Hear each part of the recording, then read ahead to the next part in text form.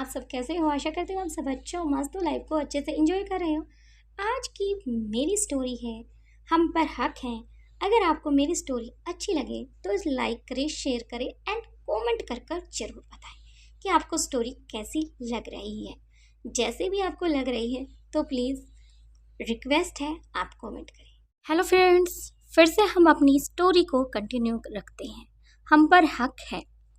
मुझे पता है आपको ये स्टोरी काफ़ी अच्छी लगती है और काफ़ी दिल से इस स्टोरी को एक्सप्लेन करने की पूरी कोशिश करूँगी और उतने ही प्यार से इसे लिखने की कोशिश करूँगी।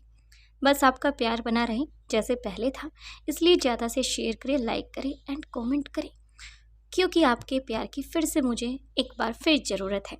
अपनी ओर से मैं बेस्ट देने की कोशिश करूँगी। कोई गलती हो तो बड़ी या छोटी सिस्टर करके मुझे माफ़ करना। स्टोरी करते हैं अब कंटिन्यू। शाम की ठंडी हवा बह रही थी। रिया और राहुल अब भी एक दूसरे के सामने बैठे थे। टेबल पर रखी कॉफी कब की ठंडी हो चुकी थी, लेकिन दोनों को उसकी परवाह कहाँ थी। रिया धीरे धीरे राहुल का हाथ छोड़ते हुए मुस्कुराई। राहुल, एक बात पूछूं? पूछो। अगर मैं 6 साल पहले वापस नहीं आती, क्या तुम मुझे कभी ढूंढते? राहुल कुछ पल चुप रहा। उसने गहरी सांस ली। शायद नहीं रिया, शायद मैं तुम्हें नहीं ढूंढता।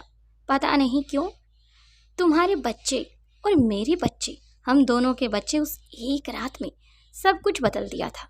लेकिन तुम दूर रहकर, मुझसे दूर रहकर, सब कुछ छोड़कर भी खुश थी। लेकिन मैं सब कुछ पाकर भी काफ़ी अपसेट रहने लग गया था। भले ही मैंने तुम्हें ढूंढने की कोशिश नहीं की, लेकिन पता नहीं क्यों मुझे अपना दिल के बारे में कुछ ज़्यादा ज्ञान नहीं था। बस मैं काफ़ी उदास रहने लग गया था। राहुल अब चुप हो जाता है।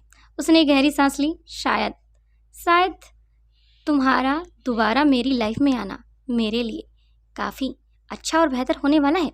लेकिन राहुल ने तुरंत उसकी ओर देखते हुए कहा, क्योंकि उस समय मैं अपने अहंकार में अंधा था। मुझे लगता था मैं हमेशा सही हूँ, लेकिन तुम्हारे जाने के बाद मुझे समझ आया कि मैंने क्या खो दिया है। हर साल, हर त्योहार, हर खुशी अधूरी सी लगती थी। पता नहीं क्यों, भले ही मैं तुम पर प्यार नहीं जताता था, तुमसे प्यार नहीं करता था, तुमसे बात तक करना मुझे पसंद नहीं था, लेकिन जो तुम्हारे जाने के बाद मेरे कमरे के अंदर तुम्हारी महक, खुशबू, तुम्हारे पायल का छन छन करना, हाथों की चूड़ी का खन खन करना, सभी को ना चाहते हुए भी मैं महसूस तो कर रहा था कि शायद रिया के यहाँ रहने से ये घर लग रहा था, मेरा कमरा एक कमरा लग रहा था। तब से ही मैंने अपने आप को शराब में हल्का सा डुबोना शुरू कर दिया। और जब तुम वापस आई तब मुझे पहली बार कुछ एहसास हुआ कि मैं अब वहीं खड़ा हूँ जहाँ तुम मुझे छोड़ कर गई थी। रिया की आंखें नम हो गई। उसने धीरे से कहा, मैंने तुम्हें कभी नफरत नहीं की राहुल, सिर्फ खुद को तुमसे दूर किया। राहुल ने बहुत प्यार से कहा, अब और दूर मत जाना। रिया ने जवाब नहीं दिया, लेकिन इस बार उसने अपना हाथ खुद राहुल के हाथ पर रख दिया। दोनों की आंखों में बिना शब्दों में बहुत कुछ कह दिया था। उसी समय रेस्टोरेंट के बाहर पार्किंग लॉट में एक काली कार आकर रुकी। उसने राहुल के दादाजी उतरे। असल में उन्होंने राहुल की कार पहचान ली थी। वह किसी काम से इसी इलाके में आए थे। अभी तक खुद राहुल को भी नहीं पता कि उनके दादाजी ने उनकी लाइफ रिया के साथ सेट करने के लिए पता नहीं क्या क्या कुछ किया। उन दोनों का सामना एक दूसरे से हो जाए तो सोचा राहुल से मिलता चलूं, क्योंकि काफ़ी समय हो गया है, लेकिन आज सामने आ जाना चाहिए। जैसे ही उनकी नज़र शीशे के पार गई, उन्होंने देखा रिया और राहुल दोनों एक दूसरे की तरफ चेहरा कर कर बैठे थे और बड़े ही आंखें एक दूसरे की तरफ ना थी, लेकिन कुछ बयां कर रही थी, क्योंकि उनका एक्सपीरियंस बहुत कुछ कह रहा था। दोनों के चेहरों पर कई सालों बाद सुकून दिखाई दे रहा था। दादाजी के होठों पर मुस्कान आ गई। उन्होंने अंदर जाने के लिए कदम बढ़ाया, फिर अचानक रुक गए। नहीं, इन दोनों को आज अकेला रहने दो। उन्हें आसमान की तरफ देखकर धीरे से कहा, भगवान इस बार इन दोनों को अलग मत होने देना। मुस्कुराते हुए वापस अपनी कार की तरफ लौट गए। वहीं उनका मैनेजर जो उन्हीं के पास खड़ा था, उसके हाथों पर भी एक प्यारा सा बॉक्स था जो वह राहुल के लिए जल्दबाजी में साइड वाली शॉप से लेकर आए थे। तभी वह अपने सर को इधर वापस आते हुए देखकर पूछने लगे, क्या हुआ सर? क्या राहुल बाबा से मिलने नहीं जाना? क्या उन्हें बताना नहीं है कि आप पूरी तरह से ठीक होकर वापस आ गए हो? लेकिन इस पर दादाजी कुछ नहीं कहते, बस मुस्कुराकर गाड़ी की तरफ बढ़ जाते हैं। अब उसका स्केटी भी उसके पीछे पीछे जाने लग जाता है। वहीं दूसरी तरफ स्कूल से लौटने के बाद चीकू, बंटी और तारा गार्डन में खेल रहे थे। चीकू ने धीरे से बंटी के कान में कहा, आज डैड और मॉम जरूर मिले होंगे, तभी तो तारा को भी कोई लेने नहीं आया और हमें भी कोई लेने नहीं आया, इसलिए तो हम अपनी बहन को अपने साथ यहाँ पर ले आए। बंटी मुस्कुरा दिया, और अगर मिले हैं तो हमारा प्लान काम कर रहा है। तारा ने दोनों को असवालिया नज़रों से देखा।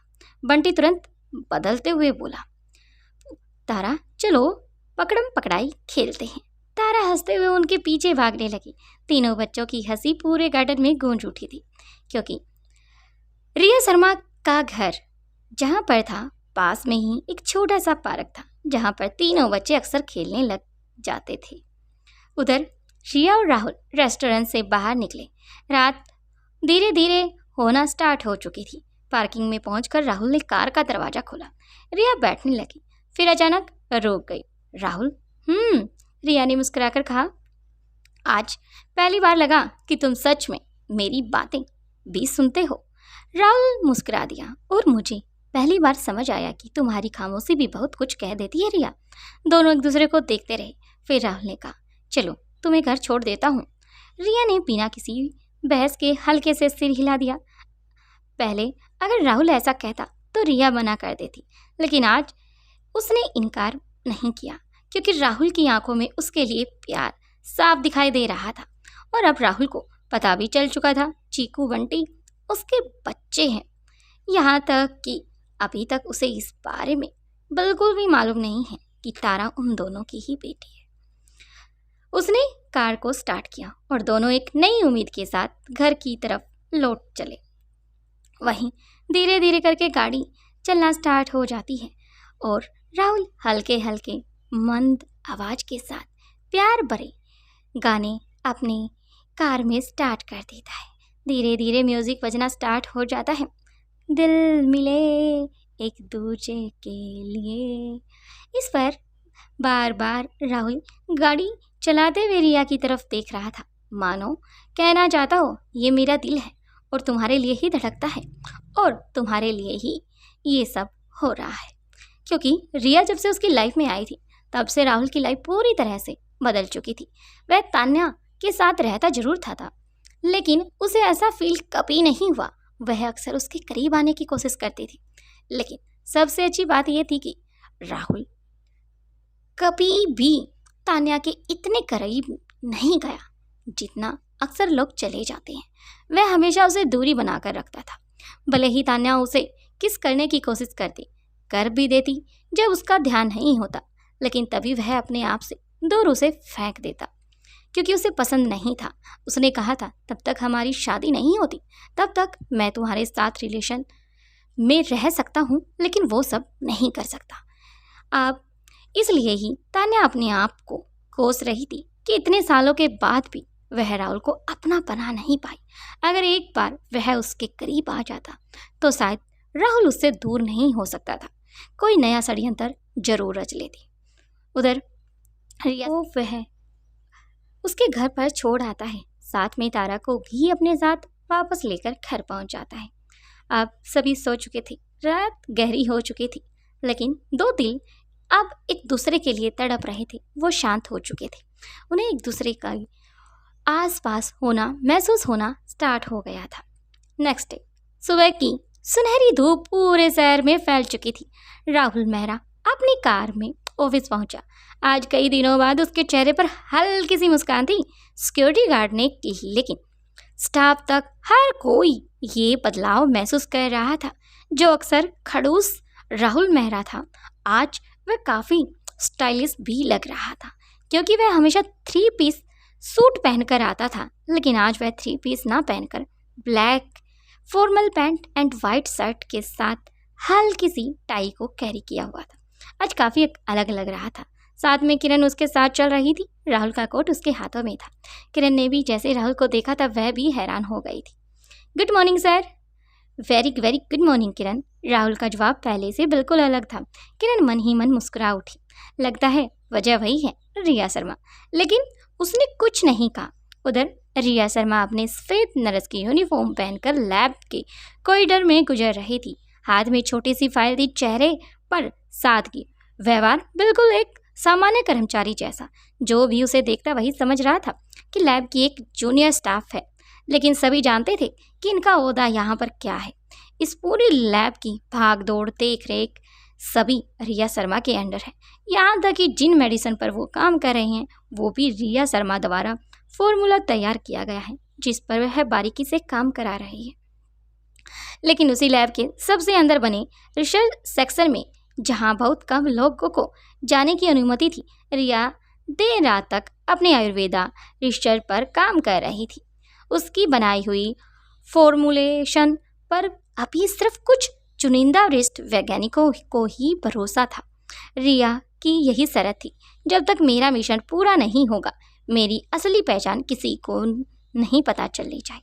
इसलिए लैब में भी हमेशा सबसे पहले खुद को एक साधारण कर्मचारी की तरह ही वह पेश आती थी, मानो जॉब पर यहाँ पर मैनेजर की नौकरी पर रह रही हो। रिया भी अपने डेस्क पर बैठी कुछ नोट्स लिख रही थी कि एक सीनियर डॉक्टर तेज कदमों से वहां आया। रिया, स्टोर से यहाँ फाइल ले आओ। जी सर। रिया ने बिना किसी झिझक के फाइल उठाई और चली गई। पास खड़ी दो नर्सें आपस में बात करने लगी। रिया थी, कभी मना क्यों नहीं करती, और हाँ, इतनी पढ़ी लिखी लगती हैं फिर भी बिल्कुल घमंड नहीं है। रिया ने उनकी बातें सुनी, लेकिन हमेशा की तरह सिर्फ मुस्कुराकर आगे बढ़ गई। वहीं दूसरी तरफ राहुल अपने कैबिन में बैठा था। फाइलें खुली थी, मीटिंग भी थी, लेकिन हर थोड़ी देर बाद उसका ध्यान मोबाइल की स्क्रीन पर अचानक चला जा रहा था। उसने कई बार रिया का नंबर खोला, फिर बिना कॉल किए ही वापस रख दिया। अगर बार बार फ़ोन करूँगा तो फिर डांटेगी। वह खुद ही मुस्कुरा दिया। तभी किरण अंदर आई। सर, आज 3 बजे मीटिंग, याद है ना आपको? राहुल ने सिर हिलाया। हाँ, लेकिन उससे पहले एक काम करना है। जी सर। राहुल कुछ पल सोचता है, फिर बोला, रिया शर्मा के हॉस्पिटल में आज लंच भेज दो। किरण ने हल्की मुस्कान दबाई। सर, किस नाम से? राहुल तुरंत संभल गया। ना ना ना नहीं, रहने दो, वह फिर कहेगी मैं बेवजह एहसास दिला रहा हूँ। किरण अब अपनी हंसी रोक ना पाई। सर, आप सच में बदल गए हो। राहुल ने भी मुस्कुराकर कहा, शायद किसी ने बदल दिया है मुझे। उसी समय शहर के दूसरी ओर तान्या मित्तल अपने ऑफिस में बैठी थी। टेबल पर राहुल की कुछ तस्वीरें रखी थी। उसने धीरे से एक तस्वीर उठाई और कुछ पल उसे देखती रही। फिर सामने खड़े अपने भरोसेमंद आदमी को बोली, राहुल मुझसे दूर होता जा रहा है और इसकी वजह सिर्फ एक है, रिया शर्मा। उस आदमी ने पूछा, मैडम, क्या रिया पर नजर रखनी है? तान्या की आंखों में एक ठंडी मुस्कान उभरी। हाँ, लेकिन याद रखना, रिया को जरा भी एहसास ना होना चाहिए कि कोई उसका पीछा कर रहा है, और राहुल तक भी हमारी कोई भी बात पहुंचनी नहीं चाहिए। अभी नहीं। वह अपनी कुर्सी पर उठी और खड़ी होकर वह खिड़की के पास चली गई और बाहर देखते हुए बोली, कुछ रिश्ते सीधे नहीं टूटते, उन्हें धीरे धीरे कमजोर किया जाता है। उसके चेहरे पर हल्की मुस्कान आई, वो भी रहस्यमयी। उसे नहीं पता था कि रिया और राहुल का रिश्ता पहले से कई ज़्यादा मजबूत हो चुका है। शायद वो उसे तोड़ ना पाए। आपको मेरी स्टोरी कैसी लगी, और जैसी भी लगी हो तो प्लीज़ कमेंट सेक्शन में कमेंट कर ज़रूर बताना। और प्लीज़ आप मेरी स्टोरी के बारे में मुझे गाइड तो मैं नहीं कह सकती, बाकी आपकी इच्छा है, आपको मेरी स्टोरी में क्या लगता है। और ज़्यादा से ज़्यादा कमेंट करो और शेयर करो। और आपको पता है, ये पूरी स्टोरी के अभी तक जितने भी एपिसोड आए हैं उनके मैंने 2 एपिसोड के साथ स्टोरी को पूरी को अपलोड कर दिया है। अब आगे कंटिन्यू हम एपिसोड के साथ ही चलेंगे। जल्द मिलते हैं न्यू एपिसोड के साथ। आई होप आपको मेरी स्टोरी अच्छी लगी हो तो प्लीज़ शेयर करें, लाइक करें, और मेरे न्यू चैनल को भी अपना प्यार दें। वहाँ पर बहुत प्यारी स्टोरी मैं अपलोड करने वाली हूँ। तो इसलिए प्लीज़ प्लीज़ आपसे रिक्वेस्ट है, आप ज़्यादा से ज़्यादा उस चैनल को भी फॉलो करें। Thank you.